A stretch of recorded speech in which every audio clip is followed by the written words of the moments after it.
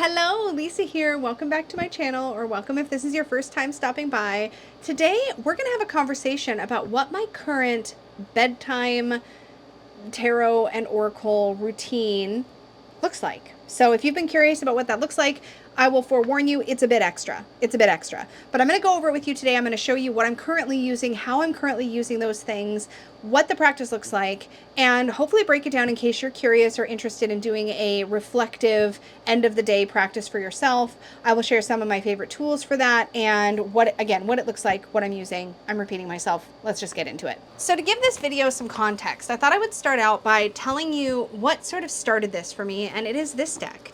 This is the Guardian Angel Tarot it was originally by Doreen Virtue and Radley Valentine, and then it was rebranded under just Radley Valentine's name, and now I think this deck is out of print, so I apologize.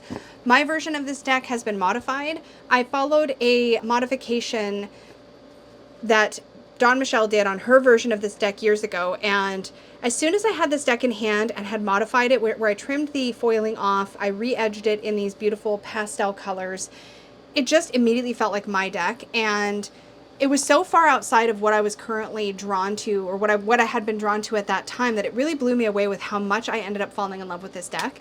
Again, this is meant to be an example so you understand sort of where this practice began, but it began with this deck. And what I found myself doing is that the deck has a very comforting tone. And it kind of feels like it could be a grandmother giving you advice. But what immediately struck me was that you have a full message written on the card. So here we have card number 18. Typically this would be the moon in tarot, and it's just given a name. So here we have intuition and insight. We have a nice little piece of artwork, but I'll admit I don't actually spend a lot of time looking at the artwork, but I do enjoy reading the messages. So this says, your intuitive abilities are very accurate right now, so you can trust your guidance to lead you in the right direction. Follow your own insights over the advice of others, and don't allow fear or worry to guide your way. It may be best to keep your secrets to yourself for now.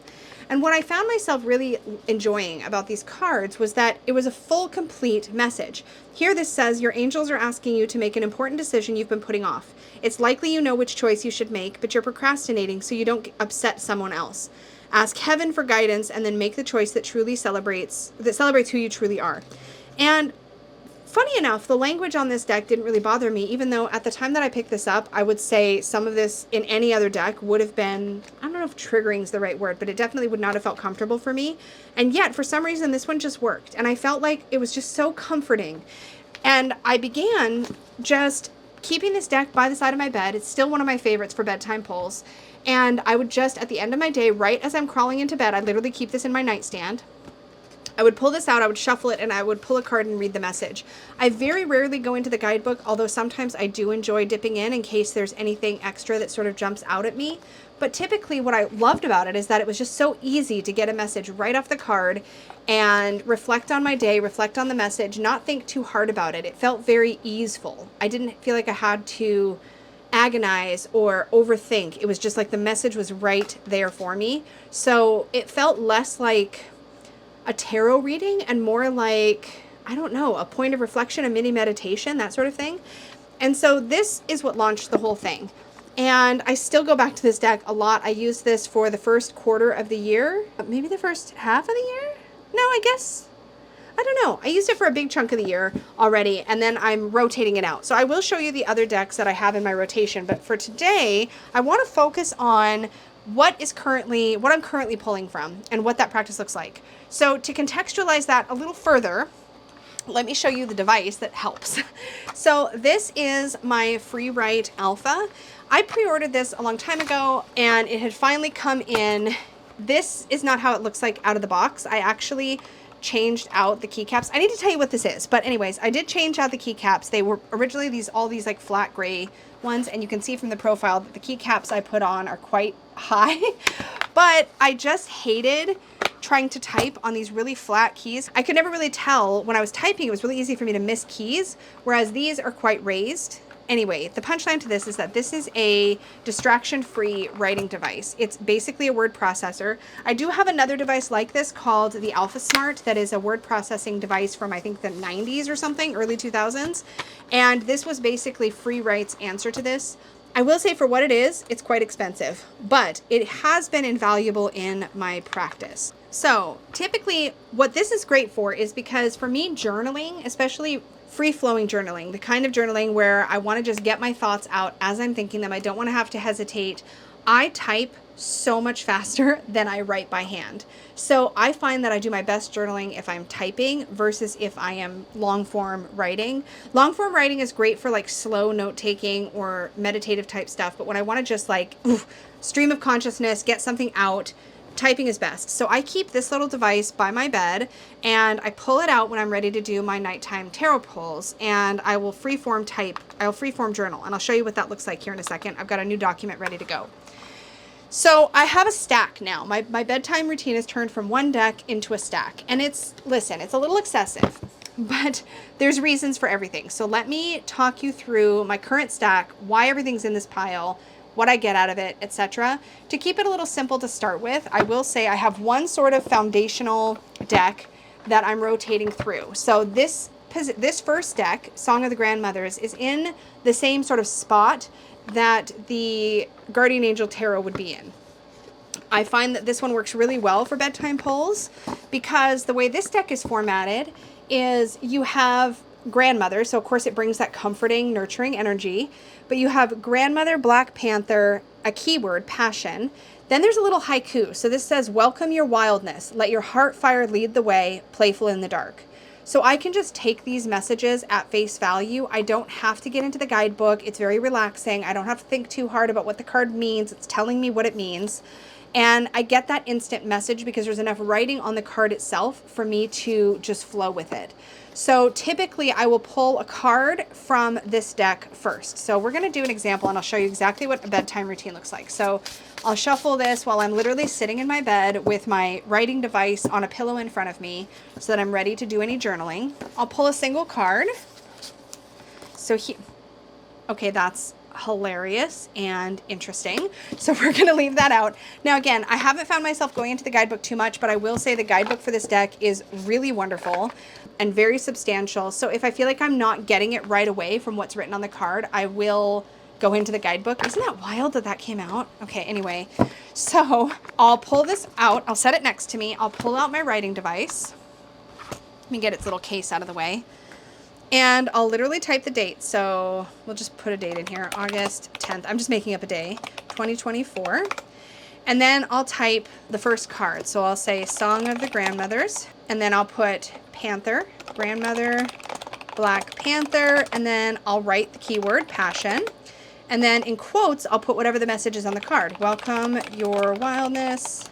Let your heart fire lead the way. Oops. Playful in the dark. Period. And then the next line down, I would type whatever jumps out at me from this, like thinking about how my day went, thinking about what happened, what I was dealing with, what I faced, what I was grappling with. And then I would contextualize it with this card. Like, what is Grandmother Black Panther telling me that is helping me to conceptualize whatever I experienced that day? So then I would write. So I would just go words, words, words, and I would just type that. Then I just hit enter a couple of times and I would go on to the next deck. So I'd keep the card out because I sit with it for a bit. And then I would go to the next deck. So the next deck in my practice has been, oops, not this one, has been the surrender cards. This is not one that I've been rotating. I just have found it very beneficial to pull a card from this deck every night. I haven't wanted to put this down for a long time. And so this is just super simple. I just pull a card from this deck. There's no guidebook. It's really easy. Again, just something to focus on surrendering. So here I have Surrender to Joy. So same thing here. I'll just leave the card beside me and I'll type Surrender to Joy. And then in quotes, I'll put a key to positive change. I'm literally just transcribing at this point, right? In your life is to let joy in and savor it. Indulge in random acts of smiling during both the hard and easy. I don't really care if I typo here, but, you know, it's on camera. So, you know, hard and easy times, keep surrendering to more joy. Okay, it doesn't have to be perfect. To more joy. Quotes. Again, then I would type out my thoughts on this. So typey, typey, typey. And I would just add any additional stream of consciousness thoughts about what this card is now telling me, right? So I keep that out. And then I would go to my seasonal card. So the purpose of the first one is a reflection point for my day. That's generally, this is my overview. This is the big energy that I'm sort of unpacking for the day. The purpose of the surrender card is to help me with trust and faith and letting go a little bit, because I have a tendency to feel a lot of pressure, and I put a lot of perfectionist pressure on myself. I sometimes can feel like I need to have a strong grip or a tight grip on my life. And so the surrender cards are just a point of softening for me that I find really beneficial for my own personal practice and where I'm at in my life. So the seasonal deck, this is where my Seasons of the Witch cards come in. I'm working with Litha at the current moment. I'm about to flip over into the Lammas deck, but it's not quite time for that yet at the time I'm filming this video. So same thing here, I will shuffle and pull a card, and the goal for this is for me to tap into seasonal energy and get some additional message or additional point of reflection. So that is what the Seasons of the Witch card helps me do. And this seems like a really long practice, but hopefully you can see that it's pretty quick. Like, this maybe takes me 15 minutes in total at the end of my day, and it feels very nourishing. So here I have butterflies. And so same thing here. Let me just pop it on top. So then I'll type Seasons of the Witch, Litha, butterflies. And then I'll put what it says. Here in the unknown, you will find the essence of who you really are and what magic awaits. And then I'll type you some few thoughts about how I feel like this reflects on the day that I've had and what I've been experiencing that day. Then, because again, y'all, you don't have to do this many things. If this is a practice that interests you, grab one deck, start there. I've slowly built on this over time. Faces and Forests came in. It was a Kickstarter I backed, and I find this to be such a powerful reflection, journaling, meditative type deck. So I will pull a card from here because this has a reflective question as part of its structure. It's also tapped into nature. It helps me just connect. I live in the city. I'm very busy. I'm indoors a lot. And this practice with the seasonal energy and this just helped me kind of feel more connected. So I'll pull a card. Again, I don't go into the guidebook much because the messages are right on the cards. Hopefully you see that that's a continuing theme. So this one is Visualize New Moon. It says, what would you like to accomplish over this moon cycle? So it's very grounded in the present time. It doesn't feel, sometimes it's kind of goal driven. Sometimes it's a reflective point, like to kind of a point to ponder. So same thing here. I'm going to write Phases and Forests. Visualize New Moon. And then I'm going to type it. What would you like to accomplish over this moon cycle? Question mark. And then I would answer the question. So these are all worded like questions. So then I would type out for a couple minutes whatever my answer to that question is. Boom, done. And that brings me to my last pull. And this is from my unicorn deck. This is very specific and personal to me. This is this unicorn deck, not my Unicorn's Journey Tarot, because this ends up showing me in a very specific way visually how my personal spiritual advisor, how my spiritual guide is showing up in my life. And so the unicorn in the card shows me how spirit was supporting me that day. And I find this really, really helpful. So this doesn't have words on the cards, but my last pull is always from this deck. And I shuffle and I draw. And for me, the imagery on this is key. So I pull my card and I've pulled the Knight of Rods. Oops, here we go. I pulled the Knight of Rods. And so I'll make a note. Unicorn Tarot, Knight of Rods. And then I'll just freeform type based on the imagery. So in this case, the unicorn is the mount. So it has been supporting the Knight of Rods in their action. So I would think about how I was doing Knight of Wands or Knight of Rods type work that day, how maybe I was working on one of my creative projects. Maybe I was standing up for myself in some way. Maybe I was, whatever. What did I do that day that was Knight of Wands energy? And then this card lets me acknowledge that I had support in that work, that spirit was guiding me in that work. And so this has been really, really, really beneficial for me in that way. And so then I write about that, and I maybe have gratitude for the way that I was supported that day. And that's what this helps me tap into. So that is basically what I would do. And then the beautiful thing about this practice is, and this device specifically, is as soon as I'm done, the minute I'm done writing, I hit this send button. and it saves it and it sends it to me in an email. As soon as it's done, my draft is still saved in here. I'll usually just delete it. So I'll go into my device or my document management and I'll shred it.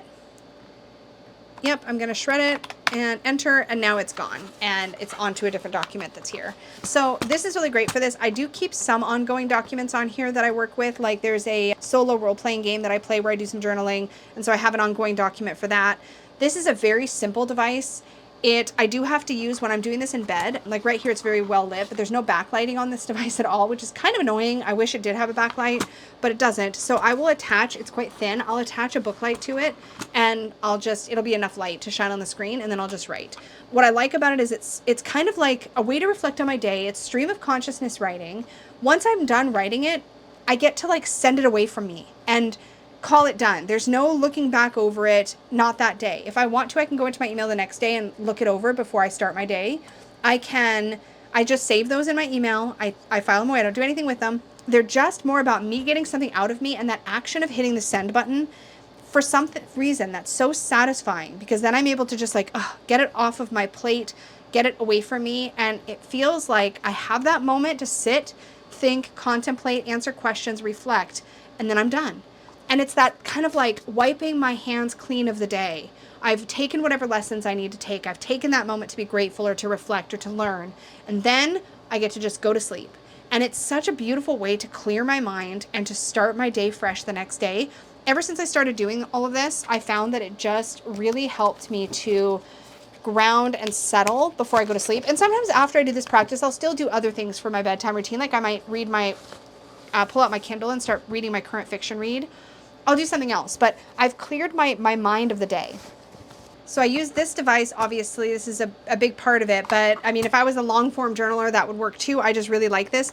I will say, if you are a keyboard person and you have this device, if you are one of the rare people out there who has one of these, I would love a recommendation for better keycaps, because these do stick sometimes. Like if I'm not careful, some of these will stick because they're not quite exactly right.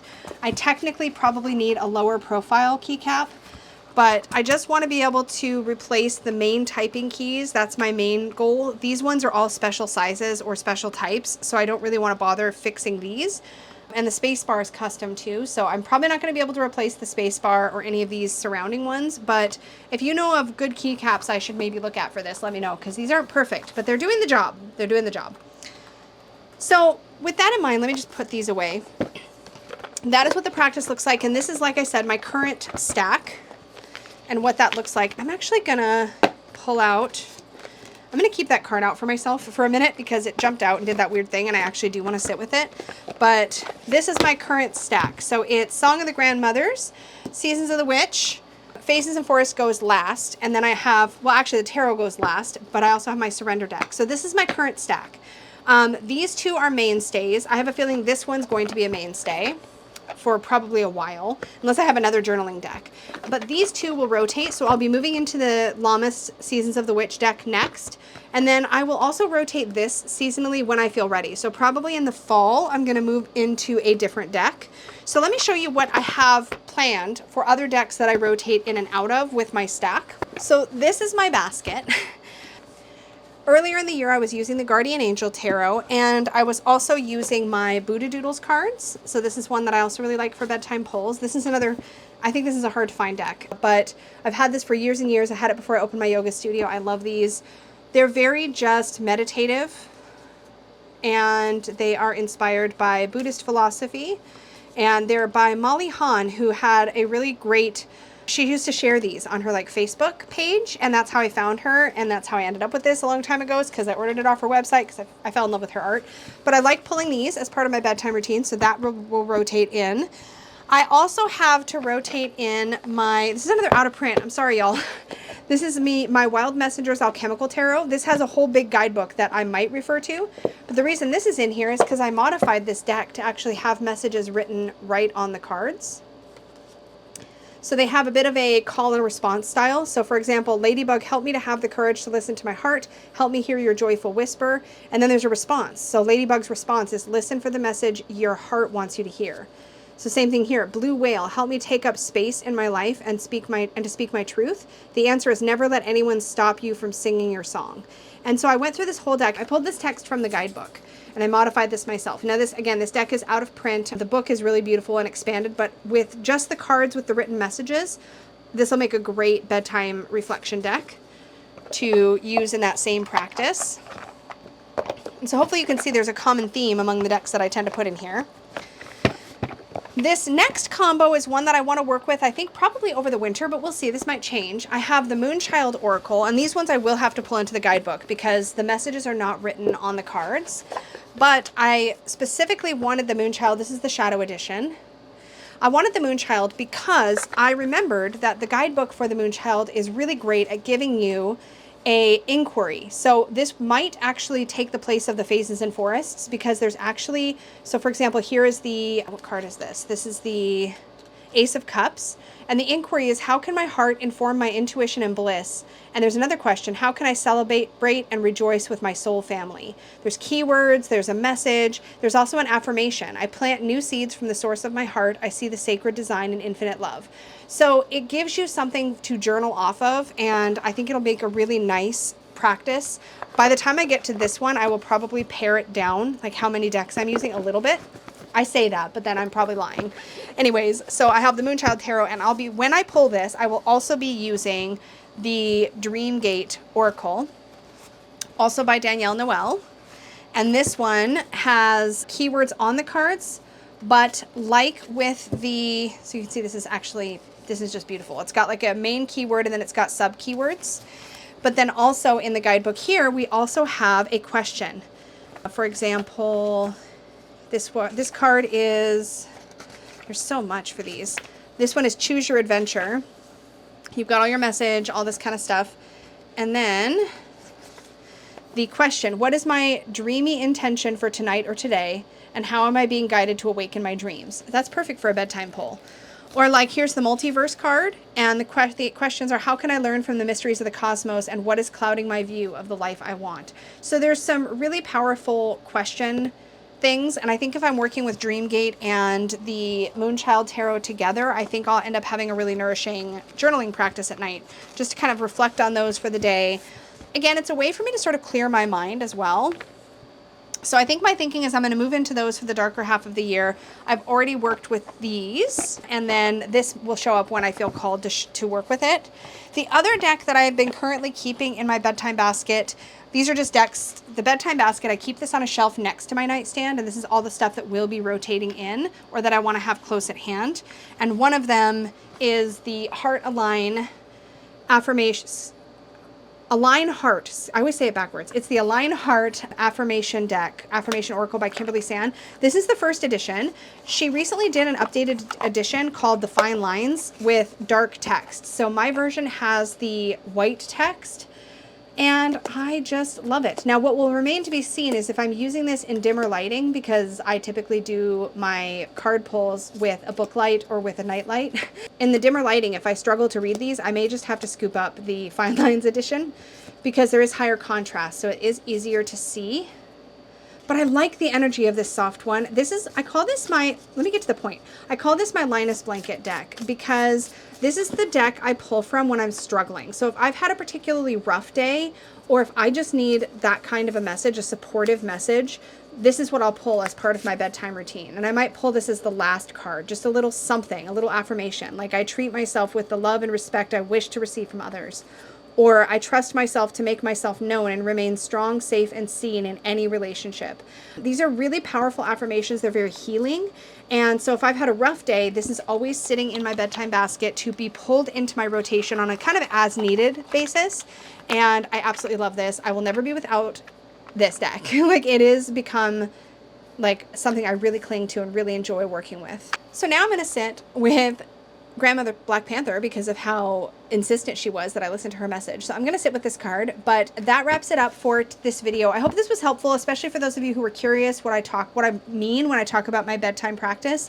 This is what it looks like. Again, it's a little extra. When I first started doing it, I only pulled from one deck. And if this is something you're interested in trying, I would suggest start with one deck, keep it super simple, because the goal for this, for me, is for it to be relaxing, for it to be reflective, for it to be a way to clear my mind before sleep. And for me, this feels really nourishing, and I like this touch point, this reflection point in my day. You might be different. So feel it out, see what feels right. but you may just want one, maybe two decks to work with. I can't imagine many people going as extra as I do, but hopefully this was helpful for you. Hopefully you enjoyed this. And again, thank you so much. I'm going to just lay some stuff out for our thumbnail because that's what we do. Thank you so much for hanging out with me. As always, an extra big thank you goes out to the Unicorn fam. Thank you so much for being part of my channel membership and supporting my work in such a direct way. I genuinely appreciate you so, so much. And to everybody watching, thank you for your subscribing. Thank you for liking and commenting and the things you do to interact with my work, because those things make a huge difference for me as well. And until next time, y'all, may your magic always shine from the inside out. Bye.